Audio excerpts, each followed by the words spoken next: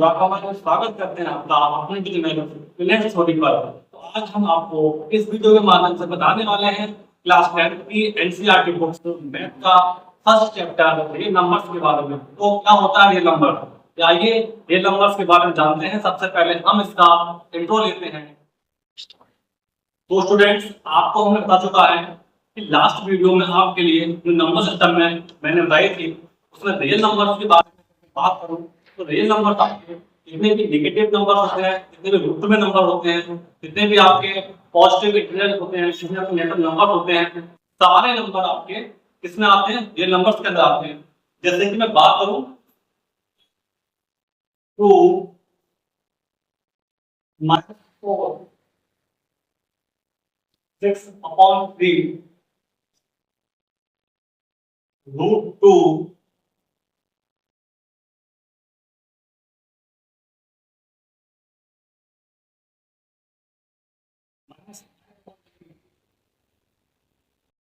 0।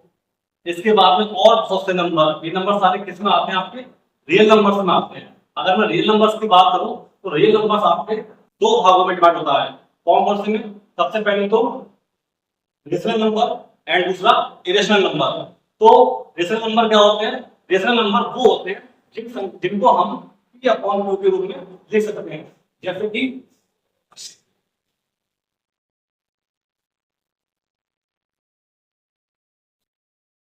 p/q के रूप में लिखने का मतलब होता है here p and q, यानी p और q दोनों आपके क्या होते हैं? दोनों ही आपको होते हैं, जिसको हम क्या बोलते हैं? पूर्णांक को बोलते हैं। और एक कंडीशन इसमें और भी होती है। क्या होती है?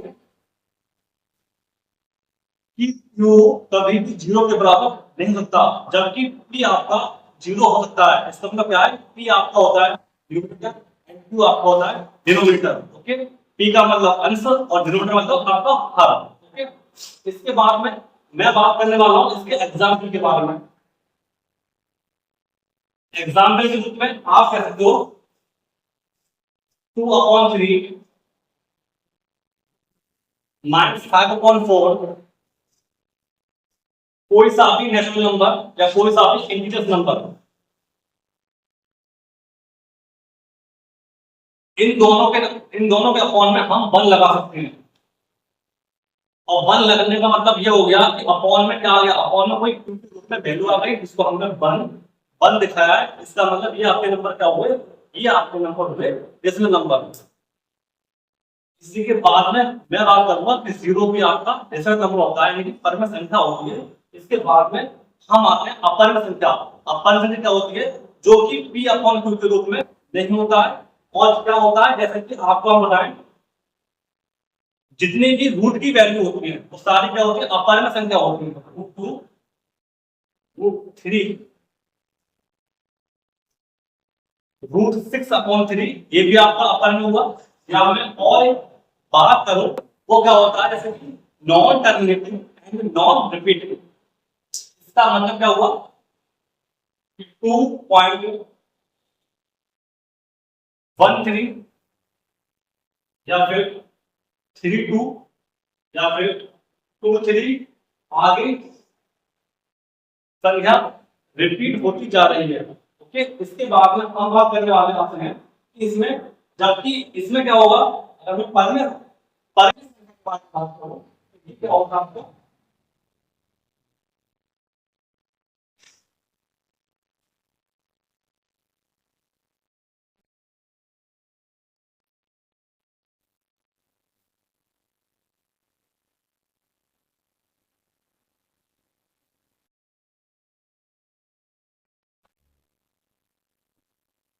2.333 इस तरीके से। इस प्रकार से आपके जो भी नंबर्स हैं वो आपके क्या होंगे?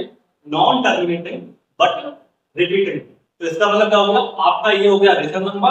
और जबकि मैं अपरिमेय संख्या की बात करता हूं तो वो आपका होगा 2.133223, मतलब कि संख्या आपकी रिपीट नहीं हो रही है। क्या हो रही है? नॉन रिपीट हो रही है। इसका मतलब क्या हो गया? ये आपका होगा रेशनल नंबर और ये होगा रेशनल नंबर। इसके बाद में नेचुरल, होल, इंटीजर्स के बारे में जो भी कंडीशन आपकी थी मैंने आपके लिए उस लास्ट वीडियो में जो कि नंबर सिस्टम वाली वीडियो थी आपको मैं बता चुका हूं। तो हम इसके बाद में बात करने वाले हैं इसी चैप्टर में यूक्लिड डिवीजन एल्गोरिथम थ्योरम के बारे में। इसके बारे में आप जानिएगा कि क्या होता है। a equal to V Q plus R, A बराबर वी क्यू प्लस आर। अब जान लेते हैं ए क्या होता है, बी क्या होता है, क्यू क्या होता है और आर क्या होता है। सबसे पहले ए के बारे में बताओ। ए का मतलब होता है भाज्य,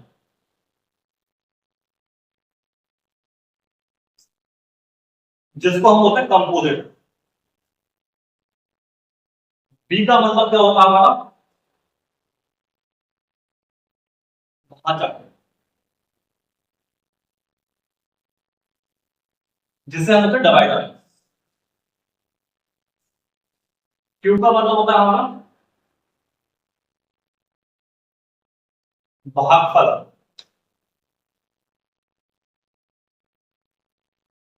जिसको बोलते हैं कोएफिशिएंट। एंड आर का मतलब हमारा होता है शेषफल,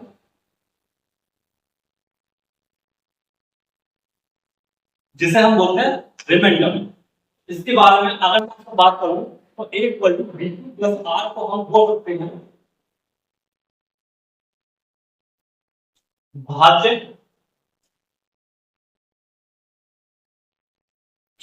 भाजक गुणा भागफल प्लस शेषफल।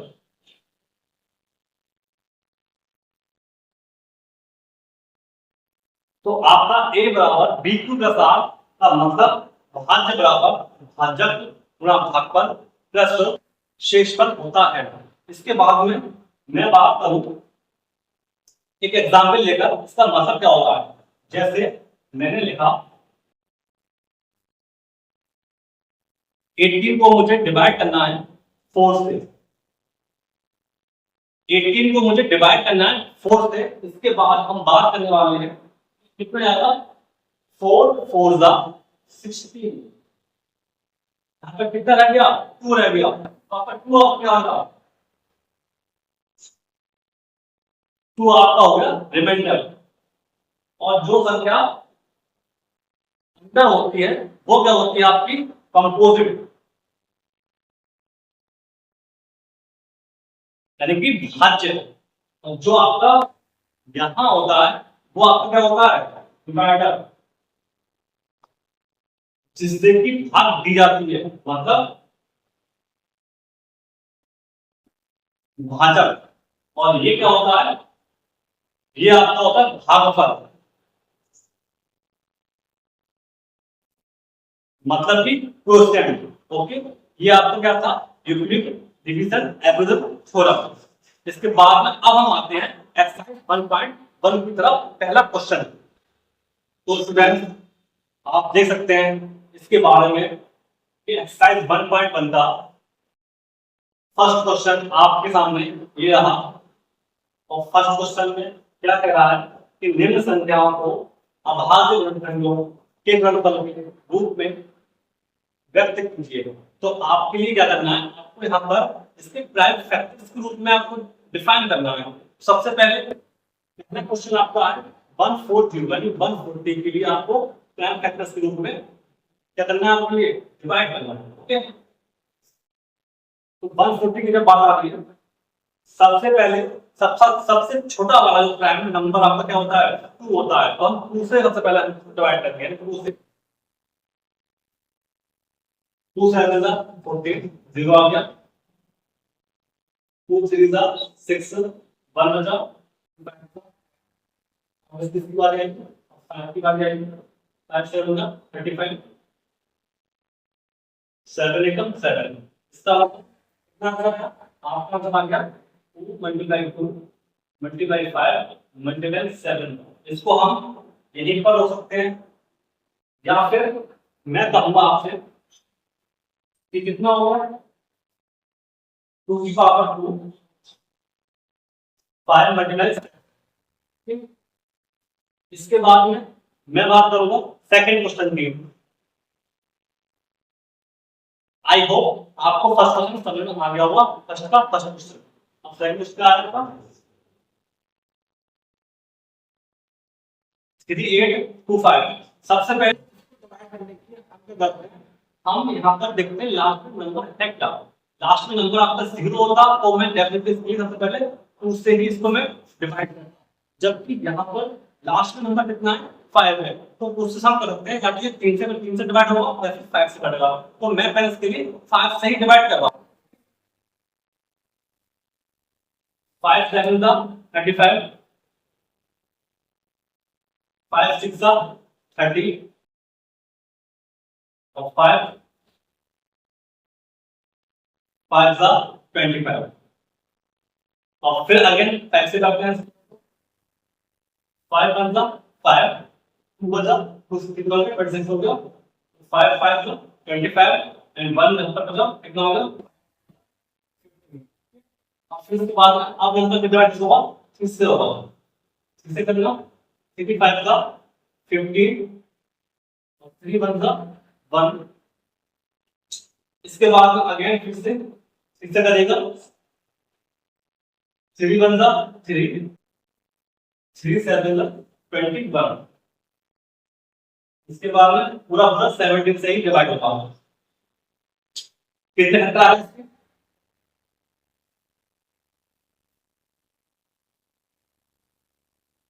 कितने कितने इसमें आपके जोड़े बनना है।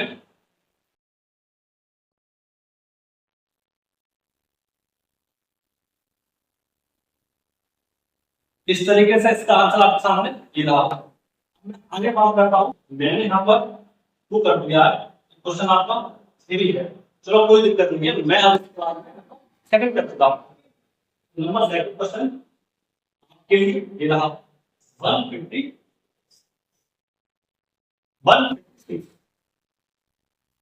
सबसे पहले मैं इसको डिवाइड करूंगा 2 से 2 7 था 14 1 बचा 2 8 था 16 फिर 2 से 2 3 था 6 2 9 था 18 3 1 था 3 6 था 9 13 से इसके क्या फैक्टर आ गया सामने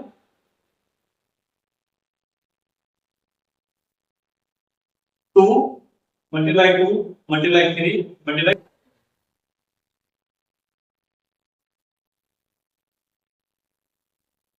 इस तरीके से आपके फैक्टर्स हो रहे हैं। अब इसमें क्वेश्चन आपको बचता है 4 एंड 5। इसके बाद में अगला क्वेश्चन करते हैं। इसके बाद में अब हम बात करते हैं नंबर 4 क्वेश्चन की। तो वो आपके सामने ये रहा 5005। सबसे पहले मैं इसको 5 से डिवाइड करता हूं 5 1 का 5 00 5 1 इसके बाद में अब हम बात करने वाले हैं ये अगर हम किससे डिवाइड होगा ये 3 से डिवाइड हो सकता है डिवाइड 7 तक करते हैं 7 तो हो जाएगा 7 1 का 7 एंड 7 4 का 20 7 3 का 21 ठीक है। इसके बाद में अब हम इसको डिवाइड करते हैं कितने से इसके बाद में अब हम इसको डिवाइड करते हैं 13 से 13 मतलब 13 13 मतलब 13 ठीक है। अब लास्ट में 11 इस प्रकार से आप देख सकते हैं इसके फैक्टर आए इस तरीके से आए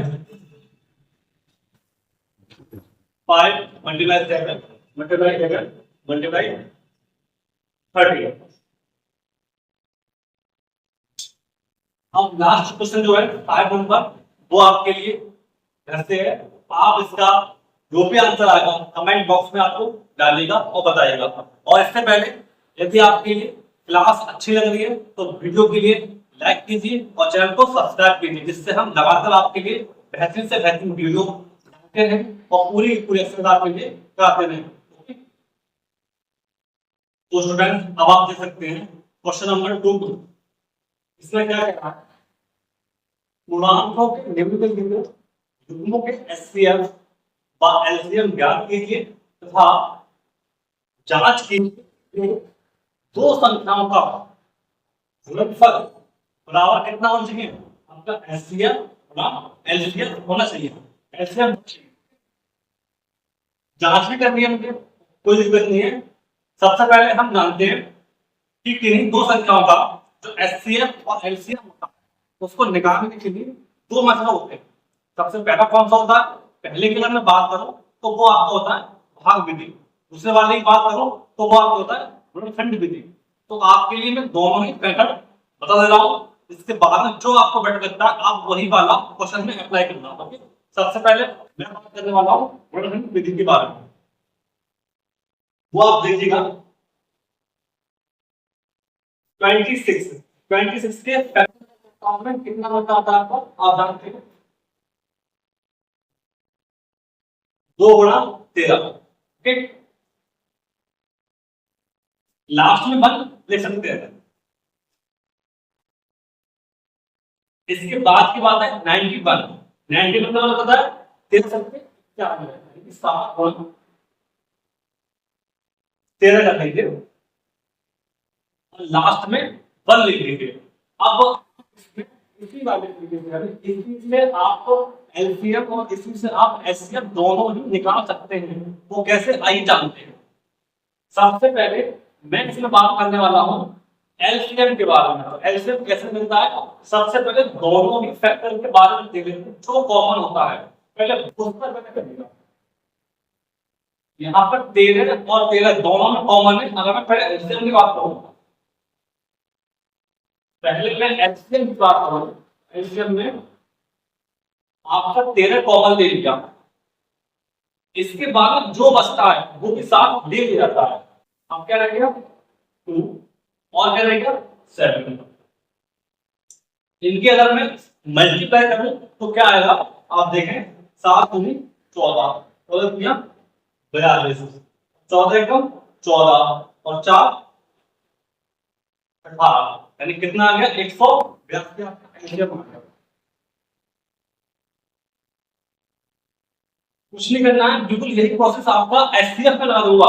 एचसीएफ में क्या होता है, एचसीएफ का मतलब होता है हाईएस्ट कॉमन फैक्टर, यानी सबसे बड़ा इसमें कॉमन कौन सा है, इसमें 13 है तो वही मेरा क्या है, वही मेरा एचसीएफ होगा। इसके बाद में जब हम बात करने वाले हैं, आप कह रहे हैं कि इन दोनों की जांच कीजिए, यानी क्या करना है कि इन दोनों संख्याओं का गुणनफल कीजिए और प्लस और एलसीएम और एचसीएफ का गुणनफल कीजिए। दोनों का योग मतलब दोनों की संख्या बराबर आ रही है कितनी आ रही है, देख लेते हैं। सबसे पहले मैं बात कर लेता हूं इन दोनों के गुणनफल के बारे में।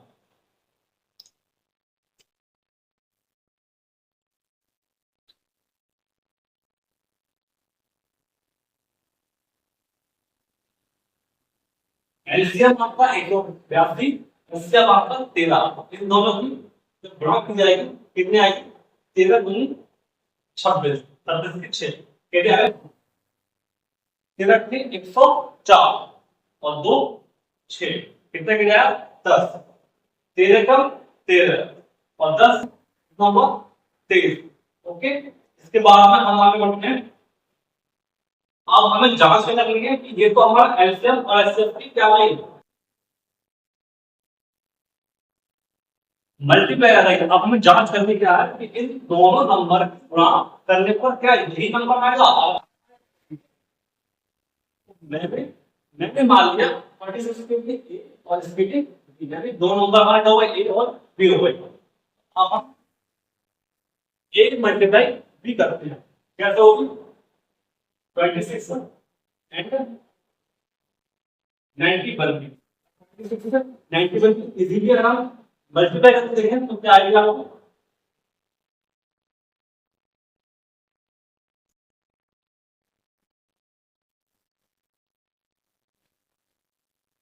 कितना आ गया 2366, 2366, दोनों को मल्टीप्लाई एक ही आ गया। इसको मैं थोड़ा सा ऊपर ले देता हूं,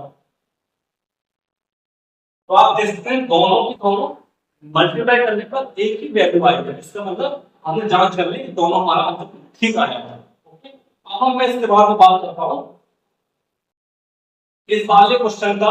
मैंने आपको बताया था मेथड आपका ही क्या लग गया, आपका हल लग गया। अब मैं अगर बात करूं इसका मेथड 2 के बारे में तो जान लीजिए कि एलसीएम और एचसीएफ, तो मैं इसको बोल रहा हूं मेथड 1। ये आपका मेथड बना हो गया। अब मैं इसी के बारे में बोल रहा हूं मेथड 2 आपका। इस क्वेश्चन का आंसर क्या होगा अब आप जान लीजिए। सबसे पहले मैं बात करता हूं एलसीएम और एचसीएफ के लिए। तो 26 और 91 का एलसीएम हम अलग से निकालते हैं, वो क्या आएगा वो देखिए। इसको ये दोनों नंबर आपके 30 से अलग इजीली क्या होगी डिवाइड हो जाएंगे। फिर भी 26 और सकते इसके बाद में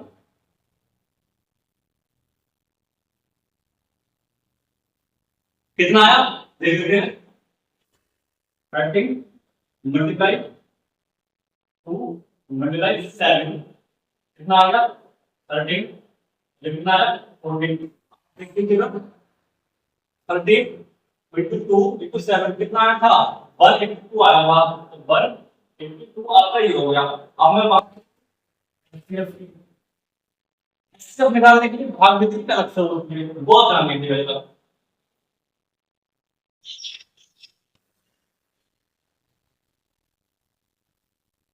26 को 91 को डिवाइड करेंगे 26 से, ओके कितने कितना जाएगा। अब उसके बाद कितना ऊपर जा रहे हैं 26 6 कितना आएगा तो 3 से 18 3 में 6 और 1 7 कितना आ गया 11 में से 8 बचे 1 बचेंगे। यहाँ कितना रहेगा 1 रहेगा। अब यहाँ क्या होता है, यहाँ पर ये होगा अब ये पूरा पर डिवाइड नहीं हुआ है, 13 रहेगा। अब यहाँ से 13 के लिए इस नंबर को डिवाइड किया जाता है। इस नंबर के लिए एक क्लास में क्या होगा आपने ये 26 के और 3 में इसके बाद कितना रह गया हमने माइनस करने पर 11 में से 8 में कितना पर यहाँ पे एक रह गया कितना रहेगा 13 रहेगा। अब होगा यहाँ पर नहीं, यहाँ पर जो नंबर यहाँ पर बचता है उस वाले से आपको जो है इस वाले में भाग हो जाती है। कितना आएगा ये दुनी 26 कितना आपको बचा। कोई भी आपका मतलब जब तक करते हैं जब तक कि रिमाइंडर हमारा क्या नहीं जाए 0 लिया जाए, तो मतलब रिमाइंडर 0 कौन सी संख्या से करने पर आ जाता है इसके लिए तो वो है 13 से। इसका मतलब क्या होगा आपका एचसीएफ कितना आएगा आपको 13 आ गया। तो आप मैच कर लीजिएगा इसमें भी आपका एचसीएफ और एचसीएफ कितना आएगा एचसीएफ आप देना रहेगा एचसीएफ नंबर 182 आएगा। इसमें आपको आप दो से कवर क्या कर रही हो ना करोगे तो आपका आंसर 2 ओके। अब इसके बाद में हम आगे बढ़ते हैं अनुच्छेद पर। तो स्टूडेंट इसके बाद में अब हम बात करने वाले हैं अगले क्वेश्चन पर। कितना लिखा है 510 92। आइए जानते हैं क्वेश्चन के बारे में। तो मैं इसके लिए उसकी वाले से करूंगा, इससे करूंगा गुणनखंड विधि से करूंगा मैं, ठीक है ओके। आप केवल कोई सी विधि लगा दीजिए। मैं क्या कर रहा हूं मैं करने वाला हूं उसको कौन सा गुणनखंड विधि। 510 के आप करके टुकड़े अलग से कर लेते हैं क्या आएगा आपका आप जान देखिएगा। इसके लिए कितना आएगा जानिएगा। सबसे पहले मुझे 17 दिया 51 17 दिया 17 बड़ा 30 लगा तो आप क्या करेंगे 17 आप ऐसे कर लीजिए है तो आप इजी हो जाएगा।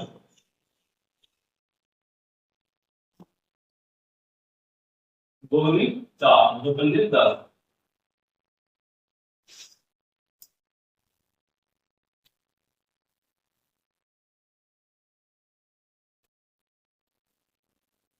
आप इसी प्रकार टुकड़े कर लीजिए आपको आंसर इजीली हो जाएगा, ठीक है।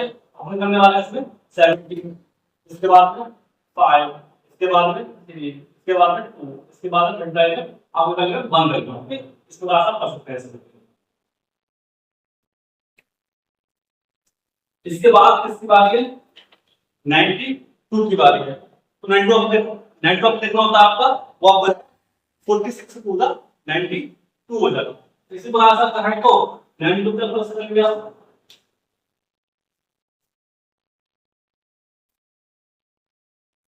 कितना आ गया 23, 2 एंड 2, 23, 2 एंड 2। तो आप इसमें देख सकते हैं आपका जो एलसीएम आ रहा है,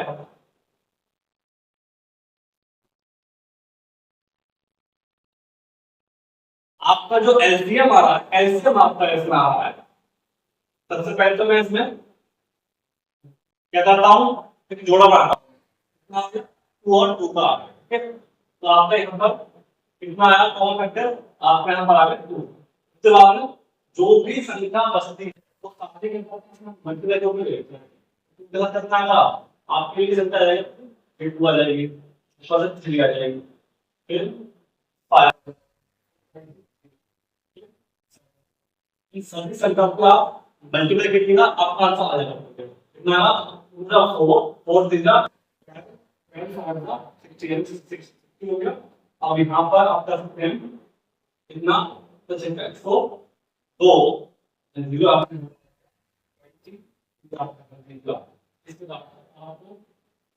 मल्टीप्लाई आराम से अपने आप कर सकते हैं, बहुत इजी तरीके से मैं इसको बताता हूँ।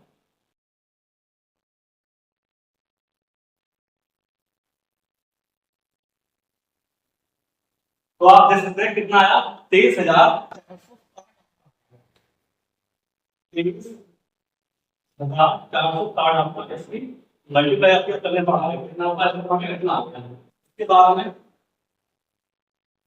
मैं बात करूं एससीएफ यानी हाईएस्ट कॉमन फैक्टर कितना आता है, सबसे बड़ी संख्या कौन सी इसमें आ रही है आपके लिए, आपके लिए आ रही है इसमें कौन कितना 2 आ रहा है, जोड़ी बाजू में कितना आपके आ गए, इसमें 2 आ गए, तो आपका कितना आ गया एससीएफ आपका 2 आ गया।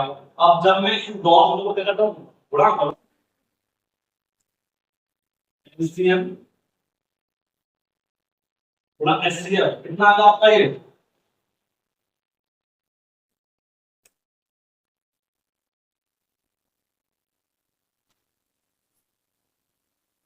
46,920 आपका इन दोनों का गुणा करने पर आ गया। आप जांच कर लेते हैं इन दो नंबर का आपस में गुणा करने के बाद में देखते हैं। मैंने मान लिया इसको आगे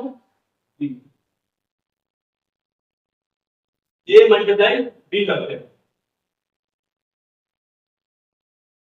इसको भी हम साइड से कर लेते हैं।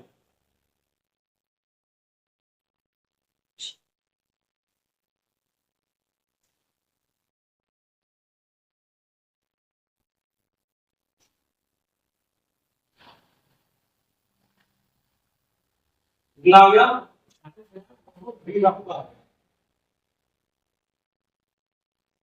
ओके 46,920 आपके आ गया, इसको लो आपके यहाँ पर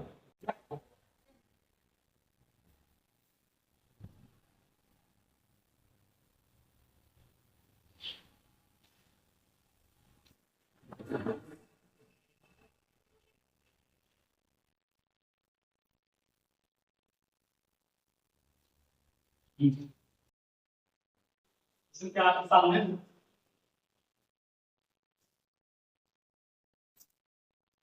ये सेक्टर कॉमा 5 इसको हम उसी प्रकार से करेंगे, केवल और केवल गुणनखंड विधि से करते हैं। इसके लिए 3 3 6 के अगर हम फैक्टर अलग अलग करते हैं कितना आएगा,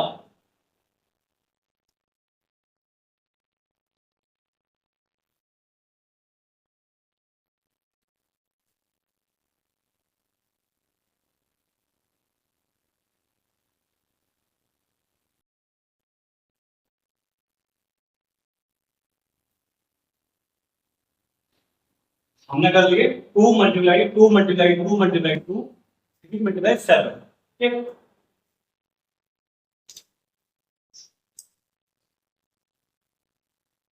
अब बात आती है 54।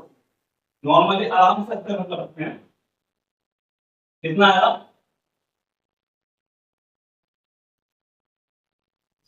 2 मल्टीप्लाई 3 मल्टीप्लाई 3 मल्टीप्लाई 3, ठीक। अब हम इसके बाद करते हैं, इसमें सबसे पहले तो जोड़ना होती है, सबसे पहले जोड़ना इनका आ गया एंड 2 का बन गया, ठीक। तो मैं पहले इसमें एलसीएम निकाल लेता हूँ। पहले मैं इसमें एलसीएम निकाल लेता हूँ। कितना एलसीएम आएगा? पहले तो इसका जोड़ा जोड़ा ले लो, फिर जो बचता है उसको ले लो।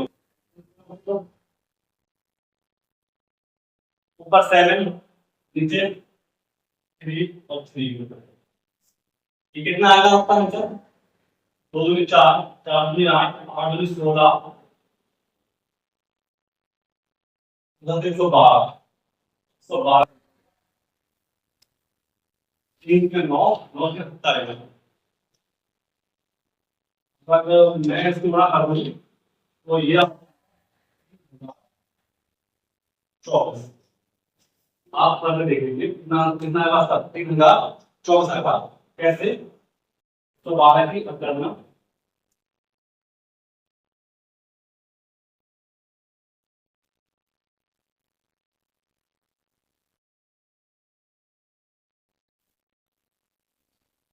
ओके 3024। अब इसके बाद मैं बात करता हूँ एचसीएफ की। एचसीएफ क्या होता है? जो केवल और केवल जोड़े वाली संख्या होती है, जो कॉमन लोग में है भाई। हम कॉमन क्या क्या है? 2 और यहाँ पर 3। कितना आ गया? 2 3 6 आ गया। अब दोनों की मल्टीप्लाई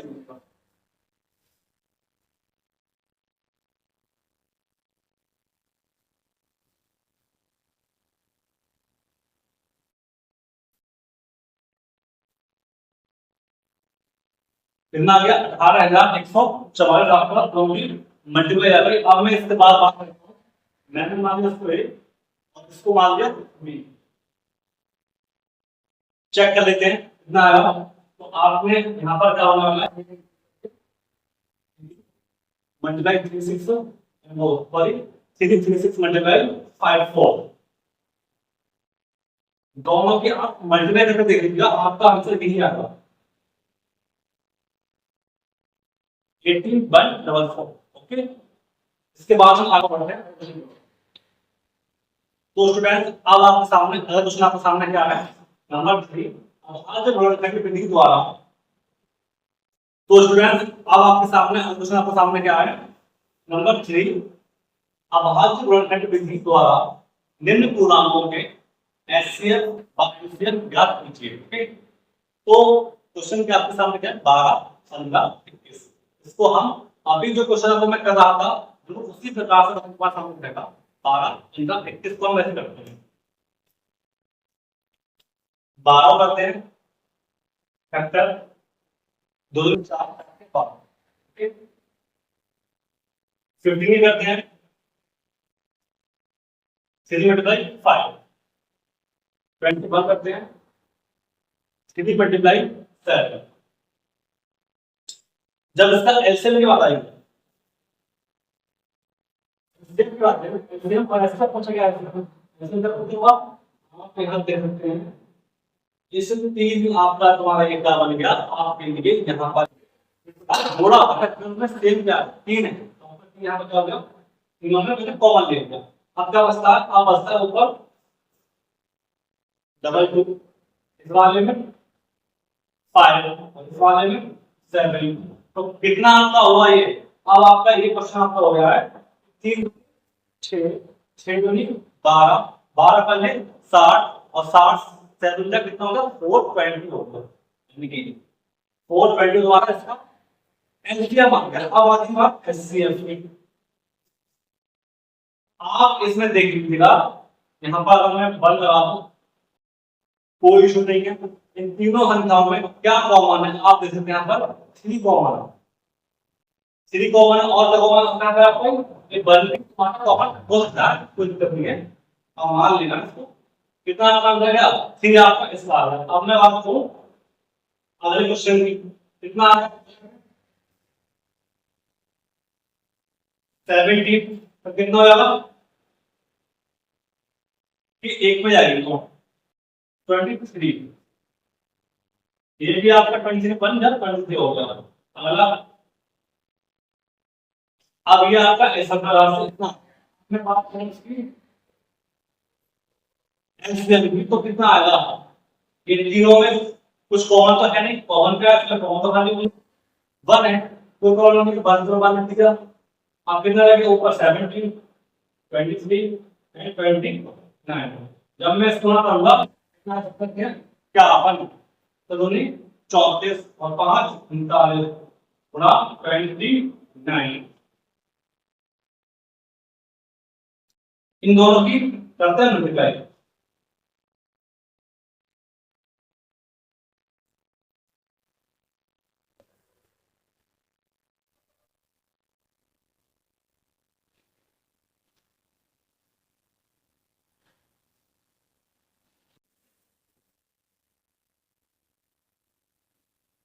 कितना आ गया 11,339, 11,339 आपका ये जो भी आ गया। अब मैं बात करूं एचसीएफ की, तो तीनों में एचसीएफ क्या हो सकता है, तीनों में कॉमन क्या होगा, तीनों को कॉमन मत कर सकते हो, केवल वन ही कॉमन पॉइंट आता है। इसका मतलब एचसीएफ तुम्हारा जो आएगा वो आपको वन आएगा। ओके, अब मैं अगर आपसे बात करूं कि अगले क्वेश्चन के बारे में, तो अगले क्वेश्चन आपके लिए फिर से है, आप इसके लिए कमेंट बॉक्स में से जो आंसर आएगा बताने के लिए। तो स्टूडेंट्स अब आपके सामने क्वेश्चन आपके सामने आता है, चौथा क्वेश्चन। एचसीएफ दिया है दो संख्याओं का 306 और 657 का लॉग दिया है, आपको इसमें एलसीएम निकालना है इन्हीं दो नंबरों का। क्या करेंगे, मैंने मान लिया इसको ए इसको बी, मतलब ये दो संख्या तुम्हारी क्या मान ली, पहले ये मान लिया, दूसरी बार में बी मान लिया। लेकिन इस क्वेश्चन से करने से पहले मैं आपको बताऊंगा कि फॉर्मूले के बारे में। तो क्या होता है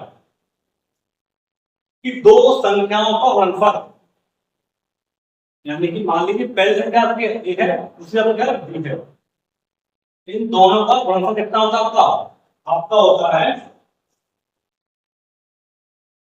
इन दोनों के एलसीएम और एचसीएफ के बराबर होता है। आप समझे क्वेश्चन के बारे में। अब मैं क्वेश्चन करता हूं इसके बारे में, ये आपको कर गया एक प्रकार से।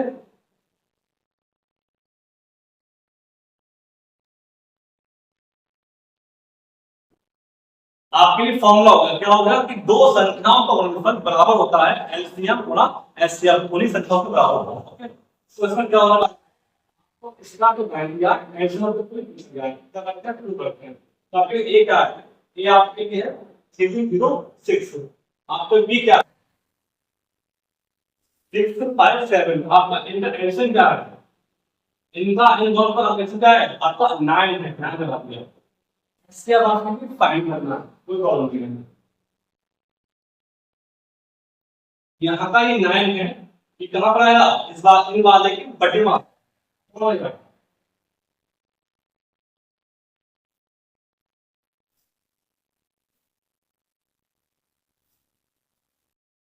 डिवाइड करते हैं, कितने कितना आएगा, 3 हो गया, 3 दूनी 6 हो गया, 3 का 3 हो गया, 3 है 27 हो गया, फिर लौट है 3 सत्ते 21 और 3 का 9। तो आपका एचसीएफ आ रहा है कितना 306 गुणा 73। आप जब इसकी मल्टीप्लाई करेंगे कितना आपका आंसर आ रहा है,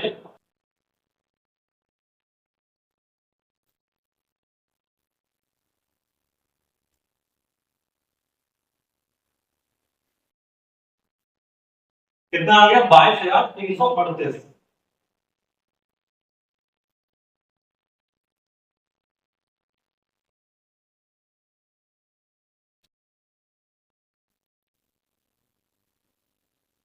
हमने थोड़ा गलत लिख दिया है इसमें कि इसमें क्वेश्चन में आपको एचसीएफ की जगह एचसीएम की जगह है, तो आपके लिए एचसीएफ की जगह पर आपको लगाना है क्वेश्चन में। एचसीएफ की जगह आपको क्या लगाना है 9 लगाना है, और एचसीएफ आपसे पूछा गया है कि थोड़ा सा आप नंबर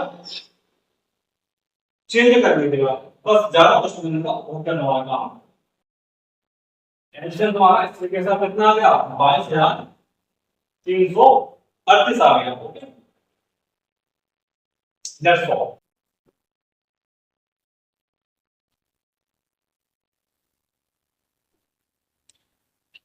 तो स्टूडेंट्स अब आप देख सकते हैं इस क्वेश्चन के बारे में, आपके क्वेश्चन में कहा गया है जांच कीजिए क्या किसी प्राकृतिक संख्या n के लिए संख्या 60n अंक 0 पर समाप्त हो सकती है। यानी कि n यहाँ पर जो आपको कहा गया है वो क्या कह रहा है, प्राकृतिक संख्या की बात करें तो आप क्या जान लेते हैं, पहले तो n है क्या, n आपका है प्राकृतिक संख्या, मतलब कि प्राकृतिक संख्या एक ही बात है। तो ये आपको क्या होता है, ये आपका होता है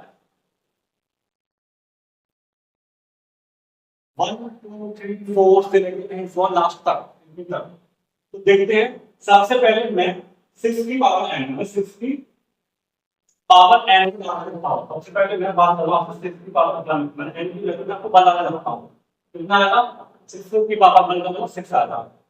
अगर मैं 6 की पावर 2 की बात करूं कितना आएगा, 6 मल्टीप्लाई 6 कितना आएगा 36 आ गया। अगर मैं 6 की पावर 3 की बात करूं कितना आएगा आपका, ये आएगा 36 छिक्का 216। कैसे आया ये देखते हैं, 36 गुणा 2 6 किया आपका कितना आ गया 36 का 6 6 में 18 और 3 21 के बाद में सॉरी 216 आ गया। आप चाहे n की वैल्यू 0 n की वैल्यू 1 से लेकर कितना भी दबा लें, आपकी लास्ट डिजिट आपकी 6 की आएगी, आपकी लास्ट डिजिट आपकी 0 नहीं आ सकती। तो इसका मतलब आप क्या करेंगे, आप नहीं, आप क्या कहते हैं कि नहीं ऐसी कोई भी संख्या नहीं है जो लास्ट में 6 की पावर n आपकी 0 हो सकती है। ठीक, आप लास्ट में लिख दीजिएगा नहीं। तो स्टूडेंट अब आप देख सकते हैं नंबर क्वेश्चन 6 के लिए व्याख्या कीजिए 7 गुणा 11 गुणा 13 प्लस 13 और 7 गुणा 6 गुणा 5 गुणा 4 गुणा 3 गुणा 2 गुणा 1 प्लस 5 भाज्य संख्याएं हैं क्यों, मतलब कि कंपोजिट नंबर की पावर करता है। आप जानते हैं भाज्य संख्याएं वो होती हैं जो किसी संख्या से इजीली कर सकती हैं। ठीक, इसके बाद हम बात करते हैं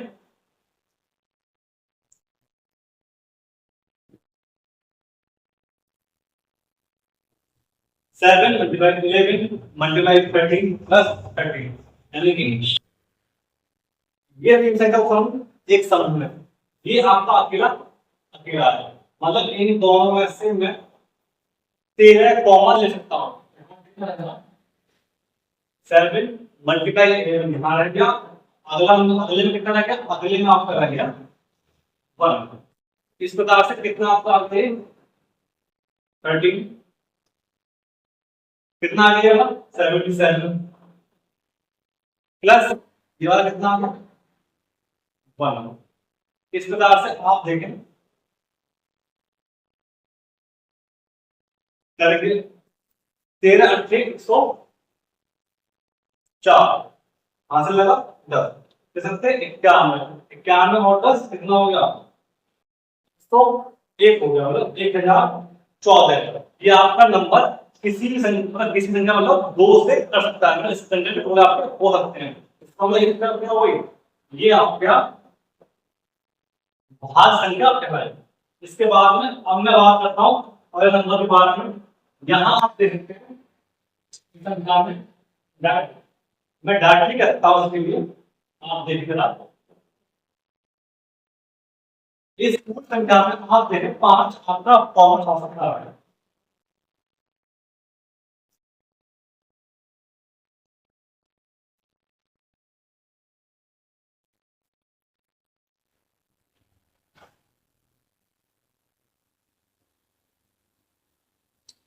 अब आप यहां पर इजीली इसकी मल्टीप्लाई कर लीजिए, कितना आएगा 1 दूनी 2 2 6 6 चौक 24, ठीक है 24 की गुणा इन दोनों वैल्यूज में करना कितना आएगा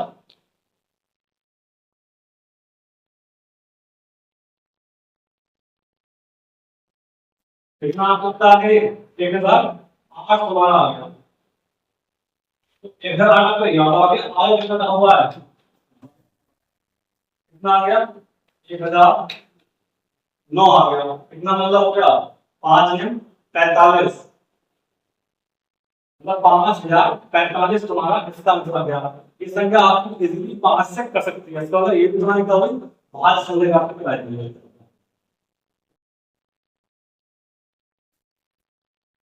तो अब हम बढ़ते हैं आपके लास्ट क्वेश्चन की तरफ। 1.1 का लास्ट क्वेश्चन आप देखते हैं। क्वेश्चन में मैदान के चारों ओर वृत्ताकार पथ है। तो मान लीजिए वृत्ताकार पथ बना लीजिए पहले का।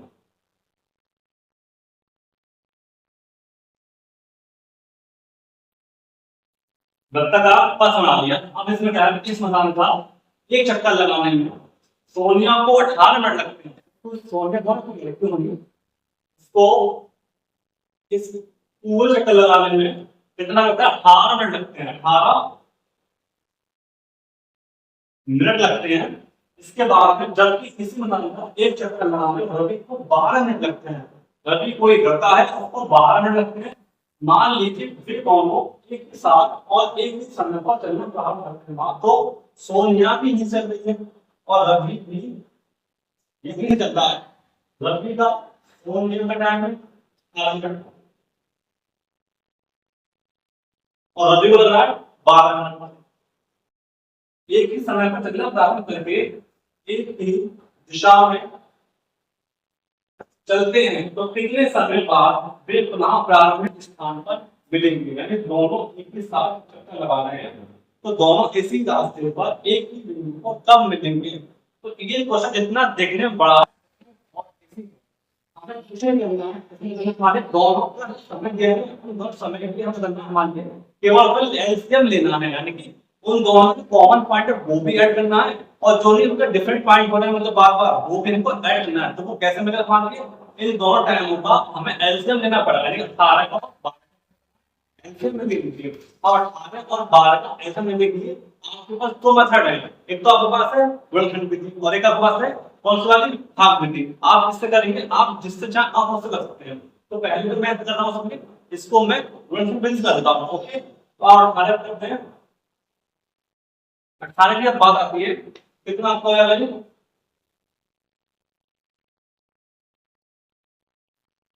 18 घंटे इतने हो गए।